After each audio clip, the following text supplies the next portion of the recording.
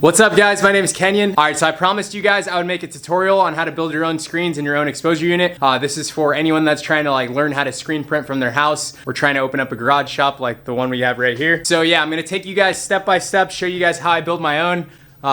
Here's the exposure unit we're gonna be making. This one's got 2 lights because I'm gonna put another unit right next to it. Should be pretty cool. And let me go find a screen for you guys. All right, so here's an example of the screens we're gonna be making. We're making it all out of wood. It's gonna be super cheap. I do have to give you guys a full disclaimer. You could honestly just buy an exposure unit on Amazon for like 30, 40 bucks. It's gonna cost you about the same amount of money to build one. So yeah, if you don't wanna get your hands dirty, you don't wanna waste your time, just go ahead and buy one on Amazon. If you use OfferUp, you might be able to get one way cheaper though. Most expensive thing is gonna be the light. Light's gonna be about 25 bucks. You might be able to find one for cheaper. Just make sure it's halogen. All right, so when it comes to making screens, it's way cheaper to make your own screens from scratch. It takes a little bit of labor, but it saves you a lot of money in the long run, especially if you're gonna have like 20 or 30 screens. I plan on having 100, that's why I'm making them from scratch. Screens from Amazon usually cost between like 15 to 25 bucks. If you make them from scratch, they're gonna cost anywhere between like $5 to $7 if you're including labor in there too. So yeah, it definitely saves you a ton of money. And I'm gonna try and take this tutorial super slow. That way you guys get like all the details, not just some of them. And hopefully you can follow along pretty easily. One thing really quick, I do wanna say a real exposure unit costs hundreds of dollars. The beginner friendly ones that are on Amazon, they cost like 30 to 40 bucks. But if you want like a vacuum sealing one like this, it's at least 500 bucks. But I'm gonna be honest, the one we're making in today's video does pretty much the same thing. There's just no vacuuming, but it works just as good. It's gonna get the job done, especially if you're out of a garage. All right, so before we get started, I just wanna say that this is gonna be a tutorial video. It's not gonna be that interesting. Feel free to click out, I get it. But yeah, let's go ahead and get straight into it. I'm gonna tell you guys everything you're gonna need in order to build this. We're gonna start with the screens. All right, guys, so to make the screens, the very first thing you're gonna need to do is buy some mesh. It's gonna come in a pack like this, and it's gonna look like this. It's literally just fabric. When you're first getting started, I recommend you buy 110 mesh. Your mesh count is gonna determine how your print feels. The lower the mesh count, the more ink that's gonna get through, and the thicker the print's gonna be. So starting out, I've always used 110 mesh. If you want a thinner feel to the ink, go ahead and use like 140 to 160 mesh. This stuff usually costs like 10 bucks on Amazon, and that's always enough to make at least 6 screens for me. And I'll post some links in the description for you guys for different mesh counts. All right, guys, next up, you're gonna need a staple gun. People usually start with the hand crank ones, but if you're building a lot of screens, it's really gonna hurt your wrist. Oh, I just dropped it. So if you plan on building more than like 5 screens, definitely just get an electric one. They cost probably like 10 or 15 bucks more, but it's gonna save your fingers from arthritis. If you're punching every staple by hand, your hand is gonna be dead by the end of the day. Save your hand, spend the extra money, get an electric staple gun. Or if you're trying to build grip strength, just use the manual one. All right, so next up, you're gonna need a knife, just like a box cutter or just a pocket knife, something like that. And you're also gonna want some wood glue. And this isn't mandatory, but if you want your screens to last a really, really long time, definitely pick up a bottle of this stuff. This stuff specifically, let me try and focus on it. Come on, man. All right, this stuff's called Titebond 3, and it's waterproof. So when you're washing out your screens in the sink, this stuff's not gonna come out. This stuff should add years to your screens, so definitely pick this up. It's worth your money. It costs like 10 bucks. All right, guys, and last thing you're gonna need is some wood. You can honestly use any size wood you want, whatever works, whatever's at your local hardware store. For this project specifically, I use the cheaper wood. It cost me like $175 every 8 feet, and this stuff is 5/8 by 2 3/8. So if you're in Home Depot, just ask them for that. They should be able to find it for you. And the biggest thing you need to check before buying the wood is to make sure that it has a flat side. You need at least one of the small edges to be perfectly flat, like a perfect 90. If it arcs too much, it's not gonna work. The staples aren't gonna sink in all the way and it's gonna mess up the entire screen. All right, so another thing is that Home Depot will cut it for you. Don't waste your time cutting it yourself. You're gonna use about 6.5 feet to make the screen, so one 8-foot piece should cost you under $2, and then you can go ahead and ask them to just cut it for you. The measurements are real simple. You're just gonna need 2 pieces that are 24 inches and then 2 pieces that are 15 inches. I'll post everything related to measurements in the description. That way you guys can just be ready to go. All right, guys, so that's everything you're gonna need for the screens. Let's go ahead and talk about what you're gonna need to build the exposure unit. All right, so right off the bat, you're gonna need a drill. Go to Harbor Freight, pick one up for like 16 bucks if you don't have one already. Here's my drill from Harbor Freight. They don't last forever, but they work for a couple years. And the most expensive part about these things is the halogen floodlight right here. This one's pretty old, but usually they're like 25 bucks. You can get a 500 100-watt one. They might be cheaper at like Walmart. You could probably pick one up for 15 to 20. And the biggest thing to note is that the light bulb has to be a halogen light. If you try and get an LED light to burn your screens, it's not gonna burn them. I don't know the science behind it, but the LED lights don't have the right wavelengths to penetrate the emulsion. So don't waste your time. If you already bought an LED light, just take it straight back. All right, so along with that stuff, you're gonna want a 1/8 drill bit. That's gonna make the pilot holes for all the screws that we're gonna put in. To be honest, I made my first one without doing any pilot holes, so you might be able to just kind of wing it if you don't want to drop the money on a bit, but I really do recommend it. It's gonna make your life way easier. You're gonna need a Phillips head drill bit to put in all the screws, and for screws, I'm just gonna be using these general purpose number 8 screws. They're 2.5 inches, and they should get the job done. And the last and final thing you're gonna need for your exposure unit is your wood. For this, we're just gonna use regular 2x4s. So for your wood, you're gonna have 2 pieces that are 22 inches, one that's 15 inches, one that's 21 inches, and then last and final one is gonna be 9.5 inches. Once again, just have Home Depot cut it. They should cut it no problem. It should only take one 8-footer to get everything you need. All right, guys, so getting all that stuff together is half the battle. Putting everything together is fairly easy, so we're gonna go ahead and jump straight into it. I'm gonna show you guys how to put together the screens first. Let's go. All right, guys, so I'm actually gonna do this on the floor because the glue does get kind of messy and I don't feel like cleaning it off a table, so my concrete floor works perfectly fine. Gonna dump that right there. And let me swap you guys over to the wireless mic. Mic check, mic check. All right, let me grab the stapler. The glue's already on the ground. And the mesh I'll leave up here until we're ready for it. I'm gonna throw you guys on a tripod really quick. Let me fill up my staple gun really quick and we're good. All right, guys, so the layout for the screen is super simple. It's just gonna look like this. The camera so you guys can see. Big pieces on the outside, little pieces on the inside. All right, so first thing we're gonna do is take the 15-inch pieces and we're gonna glue both ends. Just throw it on like that. Keep in mind that this part is where everything gets a little messy, so if you wanna keep it clean, go ahead and like throw paper underneath or something like that. But since it's going on my floor, I really don't mind. And I'm just gonna flip these over, throw them on the other side, or throw some glue on the other side, and I'm gonna put them right back in place where we had them. And I'm gonna start with this bottom corner right here. Gonna make sure the little edge down here is perfectly flat and lined up with the 15-inch piece. And once we're good, gonna go ahead and throw 3 staples in. All right, there we go. And now that we're done with this side, I'm gonna go ahead and do the same thing for the top here. And then this side. All right, so once each side has 3 staples in it, we're gonna go ahead and pick it up really carefully because you don't want it to bend or anything. We're gonna flip it around like this.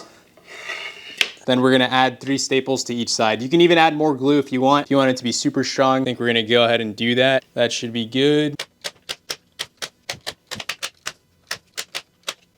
All right, guys, so once the frame's stapled together, next thing we're gonna do is grab the mesh. We're gonna cut it out to size and then go ahead and staple it on. Okay, so you kind of want to be careful with this stuff. You don't want to get any of the wet glue on the fabric itself because that'll block all the mesh holes. So save yourself the headache. Either allow that to dry or take a paper towel to it, or just be super careful. All right, so I'm gonna unravel this a bit. I'm gonna make it a little bit bigger than the frame itself. All right, so when I cut this stuff, all I do is I take the knife and then just rip it a little bit in the corner, exactly where I want it to be cut. So I'm just gonna take the knife, do that, and I'm gonna do the exact same thing on this side here, just like that. And the good thing about this mesh is that it rips in a really straight line, so all I'm gonna do is go really fast and cut it. So that's one side, here's the second cut. There we go, and we have our piece. Gonna throw the rest off to the side. And the next thing we gotta do is get this stapled onto the screen. Then we're gonna glue it after. All right, guys, so do this part however you see fit, but this is usually how I do it. Gonna line it up to the screen first, and then I like to staple in one corner. I'll throw in like 2 or 3 staples for that one corner. And then for this next part, I like to staple along 2 sides just to lock those 2 sides in. And before I add any more staples, I'll go ahead and add tension to it. So starting off in the corner that's directly across, I don't recommend Harbor Freight staple guns, guys. Gonna add one more here, and then I'm gonna do the exact same thing for this side, and then throw in a staple. All right, so these 2 sides are completely free. We're gonna get to those later. Right now, I'm just gonna sink in like 7 or 8 staples for each side right here. Same thing with this side. All right, so here's the fun part. Flip this around. We're gonna go ahead and add tension to this last corner right here and staple that in. All right, so now for this last part, all we have to do is add as much tension as we possibly can to the entire screen. So you can see for the 2 sides that we haven't stapled down yet, all we're gonna do is pick up the fabric, hold onto it super tight and pull it back fairly hard. Not hard enough to rip it out though, because if you pull it too hard, you're just gonna rip out the staples that we have planted on that side. So pick it up, tension it, and then throw a staple down. Yeah, you're just gonna do that along the two edges that have no staples. This part is gonna take the longest. It's gonna take you like 2 or 3 minutes, but just make sure you take your time with it. This is a really important step.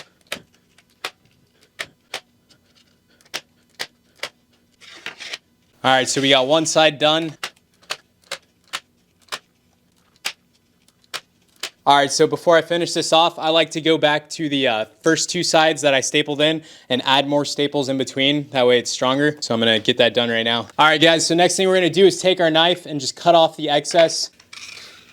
It's actually a better idea to lay the glue before you cut the excess off, but I'm kind of speeding through this, so I just went ahead and cut it. All right, so next up, we're gonna take the glue and just put a nice size bead all along the outside, just like that, all the way around. Oh no, got stuck. We put too much right there, it's okay. Cool, I'm honestly just gonna use my finger. I don't mind getting dirty and it washes off with water as long as it's not dried up. It's gonna go along here. You gotta be really careful you don't go over any staples that are sticking up because that would hurt. So yeah, I'm gonna finish this off really quick. And that's what it'll look like when we're done. Wipe my hands off with a rag.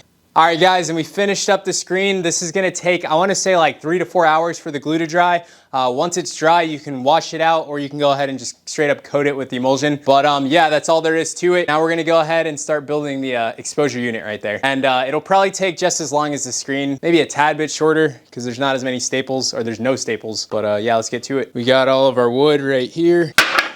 All right, so I numbered all the pieces for you guys. That way it'll hopefully be really easy to follow along with. The first 2 pieces we're gonna start off with are the 22-inch pieces. And these pieces are gonna make for the base. And then we're gonna take our 15-inch piece and we're gonna put it right in the middle of them, just like that. Let me throw the drill bit in, grab the other drill. Actually, let me just use one drill. That way it'll be more relatable for any of you guys doing it with one drill. It's gonna be a lot of switching bits, but it'll be worth it. All right, guys, so I like to do 2 screws, one at the top, one at the bottom, going straight through to the 2x4 back here. And all I'm gonna do is make sure this is lined up correctly. You of course want the inside to be a 90-degree angle, but definitely doesn't have to be perfect. It'll work either way. So I'm gonna go ahead and drill the pilot holes. Switch out the bits, throw in the screws. A little too fast. Cool, I'm gonna flip this around. We're gonna do the exact same thing on the other side. Switch out the bit again. All right, guys, so we're done with the base. Let's go ahead and put the neck on. And we're gonna use the 21-inch piece for this. All we're gonna do, flip it upright like that. And you can definitely draw a center line on this 15-inch piece. I'm gonna eye it. So we're gonna say the center's right about there. Gonna take another look at it to try and get it as centered as I can. Switch the bit, throw in the first screw. Throw in the second one. All right, guys, and the last and final 9.5-inch piece, just gonna go on the top of here like that. Give you guys a side view so you can see it. Let me throw the camera down. All right, guys, so since I have to switch out the bit and this won't stay in place without me holding it, the holes might be a little bit off, but it should still, the screw should still go through fine. Let me drill these 2 out. One.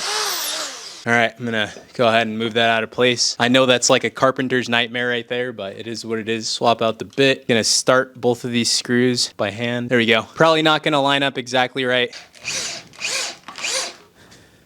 There's one. There's 2. All right, guys, so the last and final bit, we just gotta grab our light. All right, so for your halogen light, all you're gonna do, place the little stand handle up against the end of the 2x4 right there, and then screw it in right there. You might have to take off the bracket right here and do it separately. Just depends on which way your bracket can flip. I should be able to fit my drill right here, so I'm not too worried about taking off the bracket. Okay, so something I just remembered, the holes on these lights vary. Some are big, some are small. The end of your screw might not actually hold this in. It might just slip all the way through. Okay, so mine barely don't make it through, so I'm gonna be able to use these. Let me check the side. Okay, so this middle hole is perfectly fine, but the side holes, there's no way I can use these because they'll just slip right through. And for this, I'm just gonna throw a pilot hole in the middle. That is not a good sound. All right, so we're done. I'm gonna go ahead and plug this in. Let's turn both of these on. There's 1, there's 2. All right, guys, so as I was walking over to grab a screen, I just realized I made a huge mistake. All right, so when you're leaving your screens to dry, make sure they're not standing up like that, because as you can see, the glue dripped down onto the screen itself. Yeah, if it dries like that, it'll wreck it. Let me go try and wash that out really quick. All right, so I just hit it with a water hose. I might have to throw some more glue up there later when it dries, but we saved this one. All right, guys, so as for the exposure unit, all you're gonna do when you're ready to burn your screen is you're gonna take it, you're gonna place it right there and throw on the light and it'll start burning. All right, so realistically, you can finish all this in like half an hour. If it's your first time using power tools and stuff, it might take you a little longer, maybe like 35 or 40 minutes. But that's everything you guys need. Hopefully this video helped you. I hope this video saved you lots of money on an exposure unit, and hopefully it'll save you a lot of money on screens too. I'm gonna go ahead and wrap this video up here. Thank you so much for watching. My name is Kenyon. Peace out, guys. See you on the next one.